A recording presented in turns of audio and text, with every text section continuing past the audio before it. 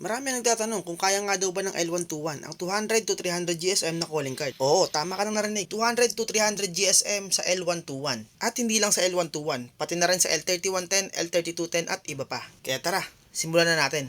Meron na nga pala ako naka-riding design dito. At para naman makapag-feed ng makakapal na papel ay kailangan natin ang resetter ng L121. At i-open mo lang yung ADG Prog. After nyan ay lalabas yung adjustment program. Pindutin mo lang yung select at piliin mo kung anong port yung printer na gagamitin mo. At syempre gagamitin nga natin yung L120 o yung L121 natin. Pag nakapili ka na ng printer ay i-okay mo lang yan. Tapos ay pumunta ka naman sa particular adjustment mode. After nyan ay sa ink charge naman. Dito ay makikita mo na yung paper feed. Pero bago mo pindutin yan ay dapat may nakalagay na paper sa printer mo. A4 size ang nilagay ko dito since A4 size din yung calling card na gagamitin natin. Pag nakalagay ka na ng bond paper ay pwede mo nang pindutin yung paper feed at i-feed na ng L121 yung bond paper na nilagay mo. Sunod mo namang ilagay yung calling card paper. Ipupush mo lang ng konti yan at malambot lang yan. Pag nag-stop na at hindi na matulak ay okay na yan. Dye ink nga pala yung gamit ko dito. At kung lagi kang nanonood ng videos ko ay alam mo kung anong setting natin. Epson matte ang lagi nating setting dito at naka-standard lang ako. Sa brightness naman hanggang -5 lang ako. Ikaw na lang bahala mag-adjust kung gusto mo ng medyo dark o medyo light. After nyan ay pwede mo nang i-print yan. Nga pala, pag pindot mo ng print na yan ay huwag kang magulat dahil bigla na lang kakainin yan ng walang kaingay-ingay. Oh, gusto mo yun, di ba? Yung kinakain ng walang kaingay-ingay.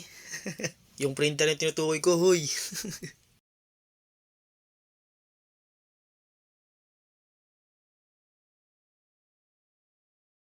Bali ganito nga pala magiging itsura niyan. Syempre mauuna yung bond paper dahil yun yung una nating finid. At syempre sunod naman dyan yung calling card paper dahil ayun yung pangalawa nating finid.